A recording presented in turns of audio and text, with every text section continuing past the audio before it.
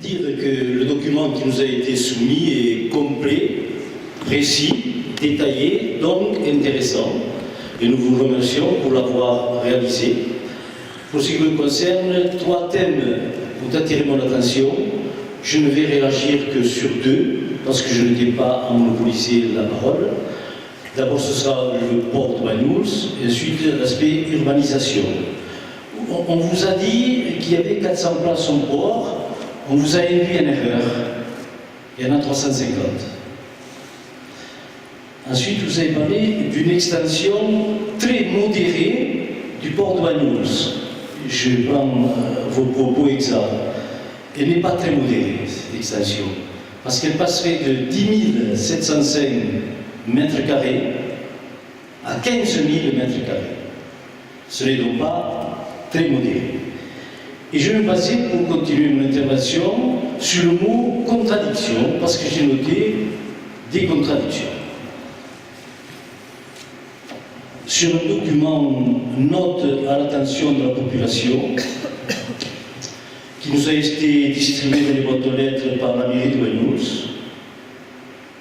je lis une phrase. Enfin, je rappelle que le SCOT, qui vient enfin de démarrer ses travaux en 2011, rien ne s'était passé depuis 2006, doit valider le projet.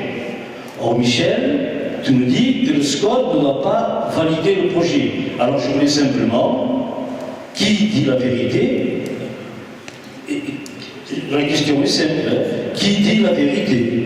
Est-ce que je n'ai pas plein de position, vous allez me répondre? Comme moi je ne veux pas répondre, je fais non, mais d'accord. Cette question est posée. Par rapport au. Il y a quelqu'un qui dit la vérité, je suis sûr. Hein? Et là, j'ai un document que je peux vous laisser, c'est une note à l'attention de la population que nous avons mis dans la boîte aux lettres. Ensuite, dans les compétences du SCOT, si je me souviens bien, il y a la préservation de la biodiversité. C'est important. Si ce projet se réalisait, il y aurait une digue de 31,50 mètres de large au niveau de la rase de l'eau. Est-ce que vous voyez ce que c'est? 31,50 mètres de large. Et en bas, au fond de la mer, une digue de 53,20 mètres. Je ne sais pas, mais peut-être faudrait-il s'interroger si la biodiversité est protégée. Voilà pour le port, ce ne sont que des questions. Ensuite, j'ai pris les termes exacts à disposer.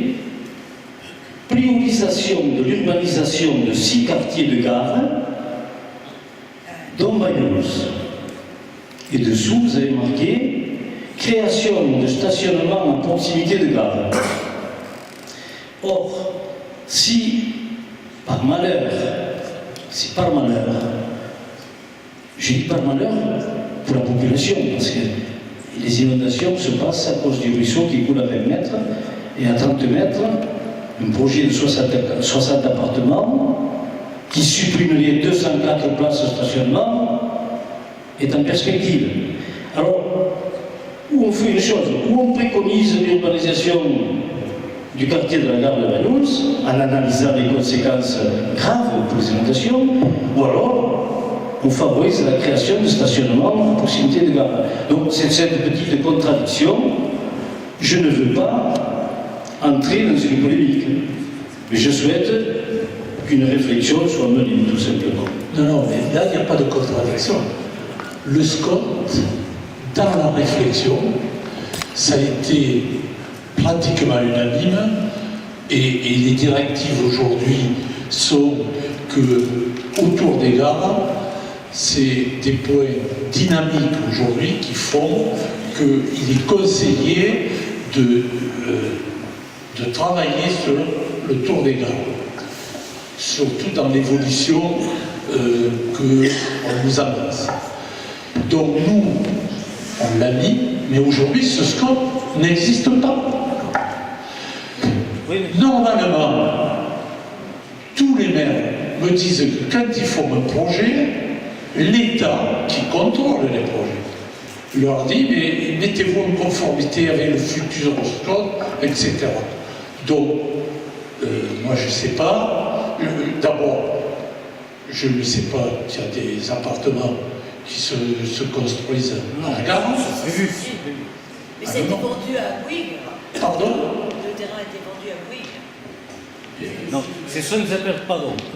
Non, non. Les appartements prévus sur une Non, zone nous, le SCOT, on ne sait pas ça. voilà. Nous, on a voté pour ce qui est ici. Oui, non, mais d'accord, mais Voilà. ça ne sert à rien, quoi. C'est des préconisations. Si on fait 2 impôts, c'est rien. Dans le cadre du SMVM, les extensions limitées de l'urbanisation sont énumérées de manière très limitative. Donc, effectivement, en centre ancien, il y a la possibilité d'urbaniser, de densifier en respectant les servitudes d'utilité publique et en respectant aussi notamment les problèmes liés au risque, donc les PPR. Donc, on est sur un ensemble de mesures qui doivent à terme s'imposer aux plans locaux d'urbanisme. C'est vrai qu'au jour d'aujourd'hui, le SCOT n'existe pas sur le plan juridique. Donc il peut y avoir effectivement des orientations des projets qui se développent, qui ne seraient pas autorisés une fois que le SCOT serait opposable. Nos avis pourront intervenir pour modifier avant que ça soit juridique. C'est l'objet d'une concertation avec le public. Ah ben on est content. Pour recueillir vos observations, oui. Recueillir et les faire valider aussi. Alors après, comme l'a dit le président, effectivement il y aura un bilan de la concertation qui sera fait, et sur la base de ce bilan, les élus vont décider si oui ou non ces revendications sont